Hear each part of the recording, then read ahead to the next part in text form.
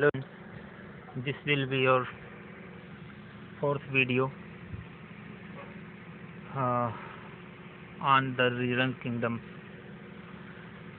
हम जो है राजा कृष्णदेव राय के बारे में पढ़ रहे थे और कृष्णदेव राय के बारे में अगर हम बात कर रहे थे तो उनके एडमिनिस्ट्रेशन के विषय में अभी हम बात करने वाले हैं, प्रशासन के बारे में कि राजा कृष्णदेव राय का प्रशासन कैसा था, एडमिनिस्ट्रेशन कैसा था।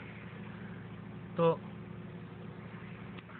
सुप्रीम अथॉरिटी जो थी राजा कृष्णदेव राय की वो उनके खुद के हाथों में रहती थी और एक दल था, एक मिनिस्टर्स का एक समूह था, एक ग्रुप था जो कि उनको असिस्ट करता था, यानी उनकी हेल्प करता था।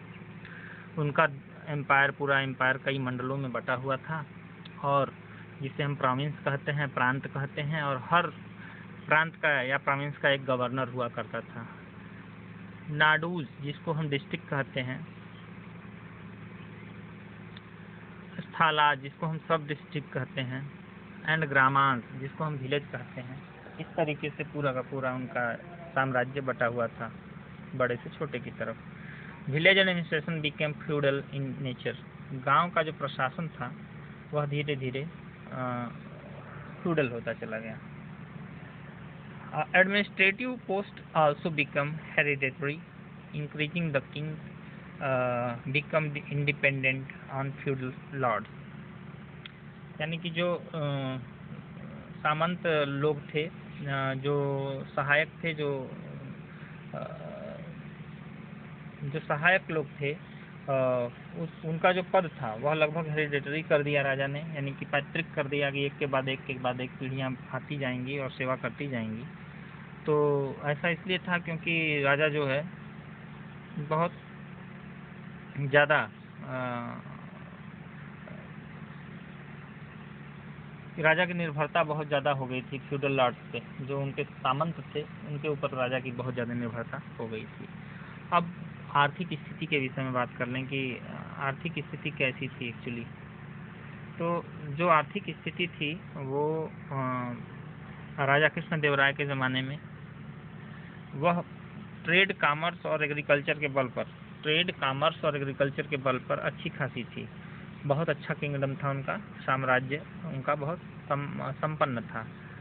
Revenue land from land was the main. अब देखो बात आती है कि रेवेन्यू आखिर आता कहाँ से था, कोई और मीन्स था रेवेन्यू पाने का? तो नहीं, रेवेन्यू का सबसे मेन जो माध्यम था वो खेती था। खेती के बाद जो है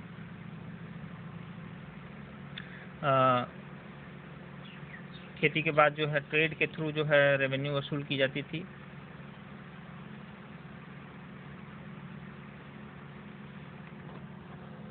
पेज दूसरा देखते हैं, ये गलत पेज आ गया।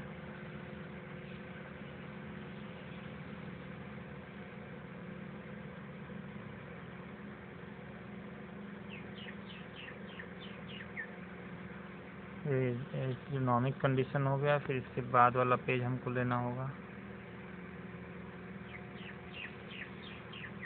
पेज ये वाला होगा। इकोनॉमिक कंडीशन, हाँ, इकोनॉमिक कंडीशन जो है विजयनगर साम्राज्य की बहुत अच्छी थी। पूरी प्रॉपर्टी एग्रीकल्चर, ट्रेड और कॉमर्स पर निर्भर करती थी।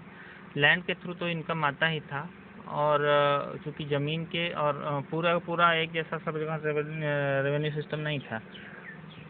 जहाँ की उपजाऊ भूमि थी वहाँ पे टैक्स अलग, और जहाँ की कम उपजाऊ थी वहाँ पे टैक्स अलग लिया जाता था। और व्यापार फल फूल रहा था अच्छे ढंग से। साम्राज्य का अंत कैसे हो गया, साम्राज्य की समाप्ति कैसे हो गई, इस पे बात करते हैं। तो